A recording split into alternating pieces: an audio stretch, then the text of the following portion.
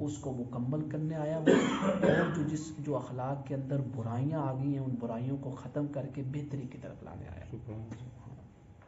تو یہ مان لہٰذا معاشرہ صرف معاملات پہ، اور سورہ حجرات کو اگر آپ پڑھیں نا، سورہ حجرات ساری معاملات، ایک بتایا گیا ہے کہ کسی سوسائٹی میں امن کب قائم ہو سکتا ہے، امن، اور سوسائٹی کے امن کو قائم رکھنے کے لیے سب سے پہلے فرمایا کہ سوسائٹی کا امن اس وقت تک قائم نہیں ہو سکتا جب تک اس سوسائٹی میں، معاشرے میں اللہ اور اس کے رسول کی عزت کی حفاظت نہ ہو۔ سورہ حجرات میں پہلی بات رسول اللہ کا ادب، فرمایا یہ بھول جاؤ کہ وہ سوسائٹی بامن ہو سکتی ہے یا اس کے اندر امن آ سکتا ہے، سکون آ سکتا ہے، اس سوسائٹی میں حضور کی عزت نہ ہو، نہیں۔ فرمایا عزت ہے پہلا معیار امن کا، حضور کی عزت ہو اس معاشرے میں۔ دوسرا کیا فرمایا؟ صحابہ کرام، یعنی حضور کے جو ساتھی ہیں، صحابہ اور اہل بیت، ان کے درمیان امن رہے، امن کہہ رہا ہوں، ان کے درمیان یعنی ان کے ساتھ محبت رہے، عقیدہ اچھا۔ مثلا قرآن نے کیسے بیان کیا؟ میں تم جان لو وَاعْلَمُوا أَنَّ فِيكُمْ رسول اللہ لو يُطِيعُكُمْ فِي كَثِيرٍ مِّنَ الْأَمْرِ لَعَنِتُّمْ وَلَٰكِنَّ اللَّهَ حَبَّبَ إِلَيْكُمُ الْإِيمَانَ۔ جب اللہ نے صحابہ کرام کے دلوں کے لیے ایمان کو محبوب تر بنا دیا ہے تو پھر اس ایمان کی محبت نکالنے کے کون بہانے ڈھونڈ سکتا ہے جیسے ڈھونڈتے ہیں۔ فرمایا وَزَيَّنَ فِي قُلُوبِكُمْ، ایمان کو مزین کر دیا، اور آگے فرمایا وَكَرَّهَ إِلَيْكُمُ الْكُفْرَ وَالْفُسُوقَ، اللہ نے ناپسند کر دیا ہے تمہارے دلوں کے لیے کفر کو اور نافرمانی کو۔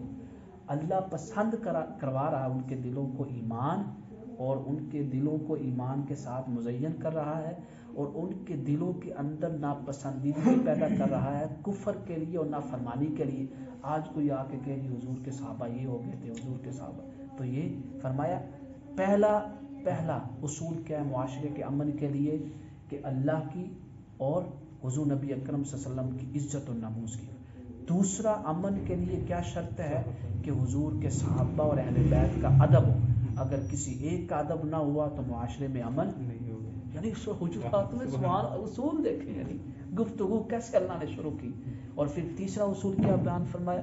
فرمایا ایک کو پیروی کرنی ہے، پیروی سے مراد حکومت، حاکم ایک ہو، وَإِن طَائِفَتَانِ مِنَ الْمُؤْمِنِينَ، حاکم ایک، اب دیکھیں یہ تیسرے نمبر پہ ہے۔ فرمایا اگر حاکم ایک ہوگا تو امن رہے گا، اگر کوئی اس کی حکومت کے خلاف اٹھے تو وہ باغی کہلائے گا، ایون کہ وہ صریح اسلام کے حکم کی انکار کر دے، نافرمانی کر دے۔ مثلا کوئی حاکم کہہ دے کہ نماز نہیں پڑھنی، نمازوں پہ پابندی ہے، اب شریعت اس حاکم کی اطاعت کی اجازت نہیں دیتی ہے۔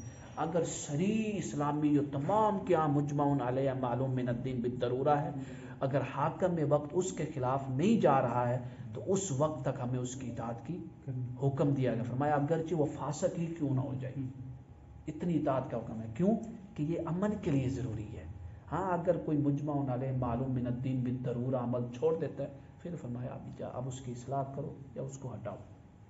چوتھا اصول دیکھیں، آج تو لوگ تاغ لگا کے بیٹھے ہوتے ہیں کہ ایک دوسرے کے ساتھ لڑائی ہو، نہیں۔ فرمایا یہ لڑائی والی جو تاغ لگا کے بیٹھتے ہو نا، لڑانا ایک دوسرے کو، تماشا دیکھنا، جیسے آج کل معاشرے میں صرف تماشا دیکھتے ہیں، دو لوگ لڑ رہے ہیں تو 8 تماشا دیکھنے والے ہیں، ٹھیک، اور ان کو خوشی ہوتی ہے تماشا دیکھنے میں۔ کیا ہو گیا ہے کہ ہمارے دلوں کے لیے نا برائی نرم ہو گئی، برائی آسان ہو گئی۔ حالانکہ مومن کی نشانی سورہ بقرہ میں یہ فرمائی آمن الرسول بما انزل کے بعد کہ لہا ما کسبت وعلیہا ما اکتسبت، اس لفظ میں کسبت اور اکتسبت میں کیا فرق ہے؟ فرق یہ ہے کہ اللہ تعالیٰ یہ فرما رہا ہے کہ مومنوں کے لیے نیکی آسان ہے، برائی کیا ہے؟ مشکل ہے۔ لیکن اب کیا ہوگی؟ جو ہم کلمہ پڑھنے والے مسلمان، ہمارے لیے برائی آسان ہوگی، نیکی مشکل ہوگی۔ کیوں؟ کہ ہم نے سورہ بقرہ میں فرمایا کہ نیکی ان کے لیے مشکل ہے، وَإِنَّهَا لَكَبِيرَةٌ إِلَّا عَلَى الْخَاشِعِينَ، جو اللہ سے ڈرتے نہیں۔ اصول کیا بیان فرمایا؟ إِنَّمَا الْمُؤْمِنُونَ إِخْوَةٌ، تم سب بھائی بھائی بن کے رہو، اور اگر لڑائی ہو جائے تو تماش بین نہیں بننا ہے، فَأَصْلِحُوا بَيْنَ أَخَوَيْكُمْ، صلح کرو، اور صلح بھی ایسے کروانی ہے وَاتَّقُوا اللَّهَ، کہ اس میں اپنی مصلحت نہیں دیکھنی کہ آپ صلح کروانے کے نام پہ پیسے لے لیں، یا آپ کو اپنا مفاد نظر آ رہا ہے تو آپ نے صلح کروا دی، اگلے کا چاہے نقصان ہو جائے۔ فرمایا نہیں، صلح کرواتے ہوئے بھی اللہ کا ڈر ملحوظ رہے، واتقوا اللہ، ٹھیک۔ پھر فرمایا کہ وہ تمہارے اوپر رحم کرے گا۔ اگلا اصول کیا بیان فرمایا؟ لا یسخر قوم من قوم، کوئی ایک دوسرے کو کمتر نہ سمجھے. معاشرے کی سب سے بڑی خرابی ہم دوسرے کو کمتر سمجھتے ہیں. کسی کے پاس کچھ مال آ گیا وہ کہتا ہے میں ہی عزت دار ہوں, کسی کے پاس تھوڑا سا علم دین آ گیا وہ کہتا ہے میں ہی سب سے بڑا اہل تقوی ہوں, وہ دوسروں کو کمتر فرمایا نہیں. کمتر والا اصول اگر معاشرے میں ہے تو اس معاشرے میں امن نہیں. یعنی آپ دیکھ لیں یہ ساری برائیاں آج معاشروں میں ہے. فرمایا اگلا اصول کیا ہے؟ غیبت ہے, برے القاب سے نہیں آتے. آج آپ دیکھ لیں کوئی کلپ اٹھائیں, اکثر جو دین کا نام لیتے ہیں ان کا کلپ اٹھائیں, یا دوسرے جو سیاسی نام لیتے ہیں ان کا کلپ اٹھائیں, برے القاب.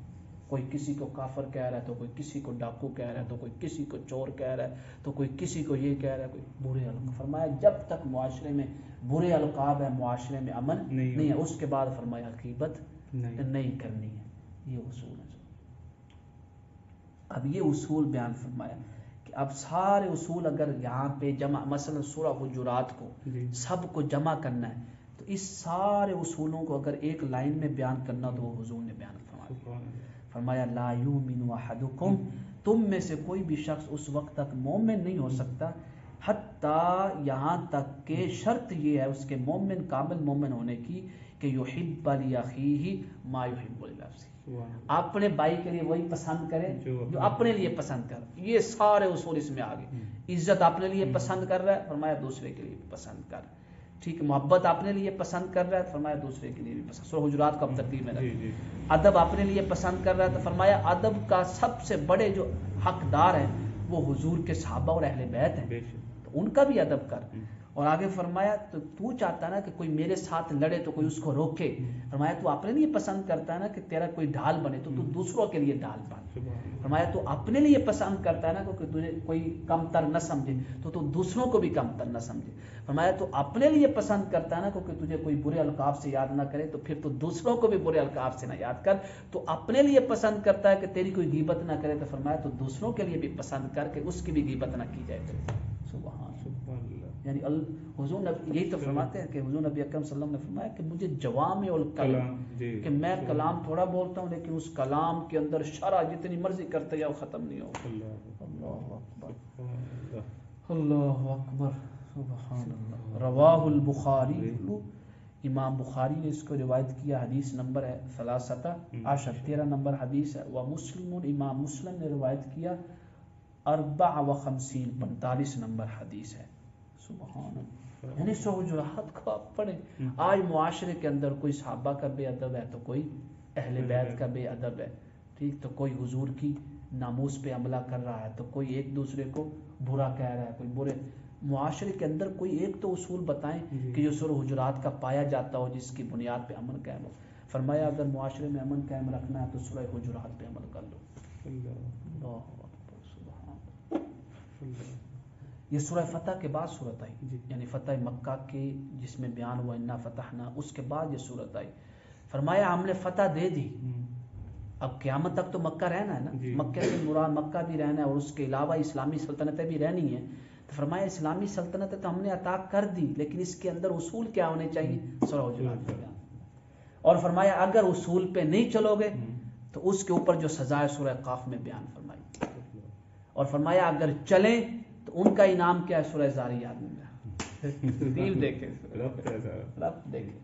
اللہ. ایک سوال کی اجازت. ہاں جی دیکھیں سر, یہ جو کھانا کہیں پہ گلی میں گزرتے ہوئے کھانا یہ جائز ہے؟ گلی سے گزرتے ہوئے یا چلتے ہوئے کھڑے ہو کے یا سب کے سامنے کھانا کھانا خلاف ادب ہے, خلاف ادب ہے. اور کھڑے ہو کے اور چل کے کھانا کھانا تو ویسے ہی خلاف شرع بھی ہے. بلکہ فرمایا بیٹھ کے کھاؤ اور ایسی جگہ پہ کھاؤ کہ جہاں پہ چلتے پھرتے لوگ نہ دیکھیں. کیوں کہ ان میں ایسے بھی ہوں گے جو نہیں خرید سکتے.